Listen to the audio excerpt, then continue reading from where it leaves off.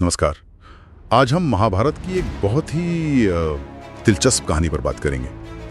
कुरुक्षेत्र युद्ध जीतने के बाद पांडवों और द्रौपदी का क्या हुआ, उनकी अंतिम यात्रा कैसी रही? जी नमस्कार। हम युधिष्ठिर की स्वर्ग यात्रा, धर्म और मुक्ति के कुछ हिस्सों को देखेंगे और समझने की कोशिश करेंगे कि उनकी वो यात्रा और उसके पीछे का जो मतलब है वो क्या था। हाँ, तो युद्ध के बाद पांडवों ने हस्तिनापुर पर शासन तो किया, करीब 36 साल, है जी ना? हाँ, 36 साल तक न्यायपूर्वक शासन किया। सफल राजा भी रहे वो, अश्वमेध यज्ञ वगैरह भी किया। पर लगता है समय के साथ वो कृष्ण की शिक्षाएं, युद्ध की वो भयावहता, वो सब जैसे धुंधला गया। बिल्कुल, रोजमर्रा के जो राजकाज थे वो ज्यादा जरूरी हो गए। आप कह सकती हैं कि सांसारिक सफलता उन पर हावी होने लगी।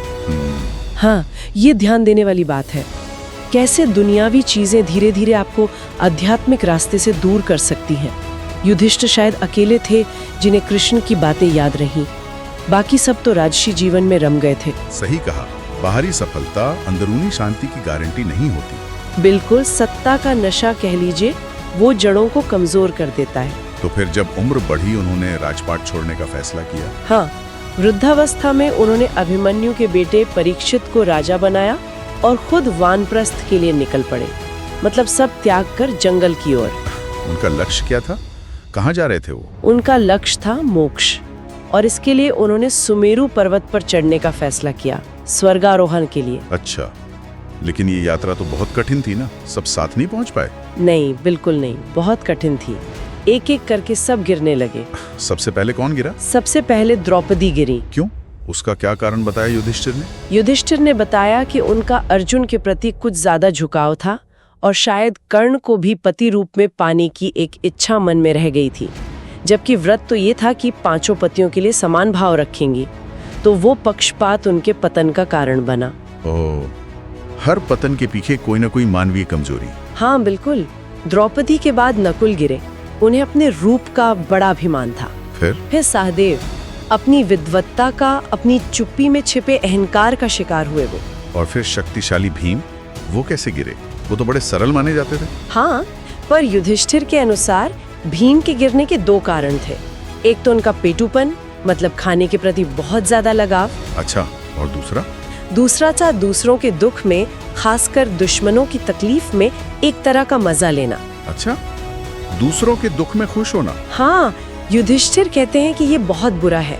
चाहे दुश्मनी क्यों न हो, उसके दुर्भाग्य पर खुश होना अपने ही पतन का रास्ता बनाता है। ये असंयम और एक तरह की क्रूरता थी। ये तो वाकई गहरा सबक है। और फिर अर्जुन, महान धनुर्धर। अर्जुन भी गिरे, कारण सर्वश्रेष्ठ धनुर्धर होने का अहंकार और एक अंदरूनी असुरक्षा कि कोई मुझसे बेहतर न हो जाए। तो आखिर में सिर्फ युधिष्ठिर ही आगे बढ़ पाए? हाँ, अकेले युधिष्ठिर और उनके साथ एक कुत्ता था जो हस्तिनापुर से ही उनके पीछे पीछे आ गया था। अच्छा, एक कुत्ता भी? जी तो जब युधिष्ठिर शिखर पर पहुंचे तब क्या हुआ? इंद्र आए उन्हें लेने? हाँ, देवराज इंद्र अपना रथ लेकर आए सशरीर स्वर्ग ले जाने के लिए, लेकिन एक पेंच था। क्या? इंद्र के दूतों ने उस कुत्ते को साथ ले जाने से मना कर दिया। कहा कि स्वर्ग में कुत्ते का क्या काम। तो युधिष्ठिर मान गए? नहीं, यही तो युधिष्ठिर का धर्म दिखता है। उन्होंने साफ मना कर दिया, बोले इस कुत्ते ने भी मेरे साथ पूरी यात्रा की है, ये भी स्वर्ग का हकदार है, मैं इसके बिना नहीं जाऊंगा। वाह, है ना, ये उनकी न्याय की भावना थी। सही। कि जिसने यात्रा साथ पूरी की उसे फल मिलना चाहिए। बहुत ही नियमनिष्ठ विचार। बिल्कुल, नियमों पर आधारित न्याय। लेकिन यहीं से असली परीक्षा शुरू होती है। क्या ये न्याय हमेशा टिक पाता है? तो ठीक है, वो अंदर जाते हैं, पता चलता है कुत्ता स्वयं धर्मराज थे, परीक्षा थी, वो पास हो गए।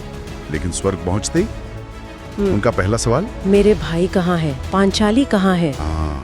उन्हें अपनी लोग कहीं दिखे ही नहीं और उन्हें ले जाया जाता है इंद्र की सभा में। और वहां कौन मिलता है? दुर्योधन। दुर्योधन, मतलब पूरी शानो शौकत से, शायद वही पुराना अहंकार लिए बैठा है। ये देखकर तो युधिष्ठिर हिल रहे होंगे एकदम। जाहिर है, वो चौंक जाते हैं, कहते हैं दुर्योधन यहाँ, जिसने इतना सब कुछ किया, वो स्वर्ग में, और मेरे भाई, मेरी पत्नी, वो कहाँ है? उनका पूरा जो न्याय का सिस्टम था वो जैसे क्रैश हो गया यहीं पर। हाँ, यहीं पर उनके अंदर का द्वंद सामने आता है। देखिए, पहले जब उनके भाई पत्नी गिरे थे पहाड़ से, तब तो वो बड़े वैरागी बने रहे। हाँ, डिटैचमेंट दिखाया था। बिल्कुल।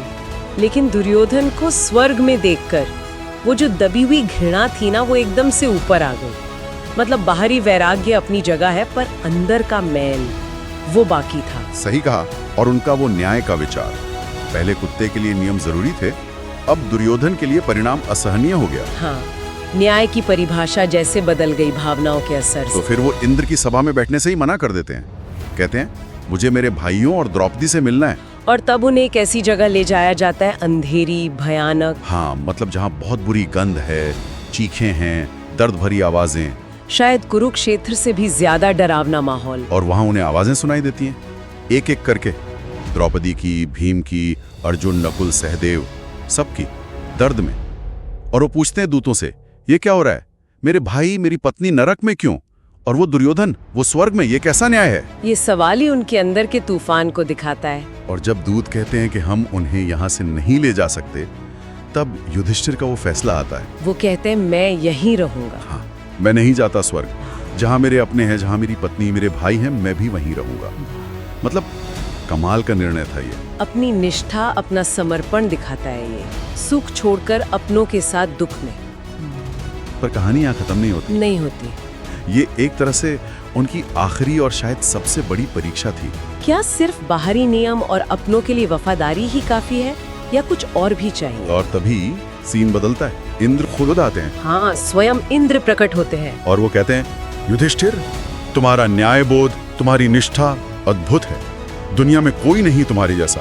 पर एक रुकावट है अभी भी। हाँ, तुमने अभी तक दुर्योधन और कौरवों के लिए अपने मन में जो घृणा पाल रखी है, उसे छोड़ा नहीं। और इंद्र ये भी बताते हैं कि जब तक ये घृणा है, तब तक न वो न उनके भाई पूरी तरह से मुक्त होकर स्वर्ग पहुंच सकते।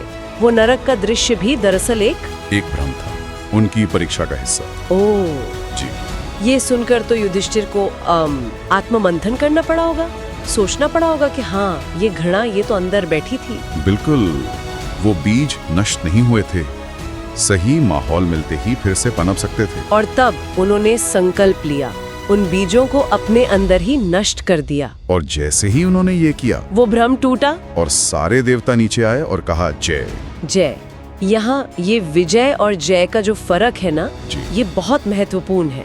हाँ, समझाइए जरा। देखिए, विजय होती है बाहरी जीत, जैसे कुरुक्षेत्र में पांडवों की हुई, शत्रुओं पर जीत, दुनिया पर जीत। अच्छा। लेकिन जय है आंतरिक जीत, अपने अंदर की बुराइयों पर, अपनी कमजोरियों पर, जैसे यहाँ युधिष्ठिर ने अपनी घृणा पर पाई। तो कुरुक्षेत्र में विजय मिली। हाँ, पर उससे मुक्ति नहीं मिली। असली मुक्ति, असली शांति तब मिली जब उन्होंने अपने अंदर के इस आखिरी दुश्मन को हराया। वो थी जय, सच्ची स्थायी जीत। तो मतलब इस पूरी कहानी का सार ये निकलता है कि असली जीत बाहरी नियमों को मानने या लड़ाई जीतने भर में नहीं है। नहीं, बिल्कुल नहीं।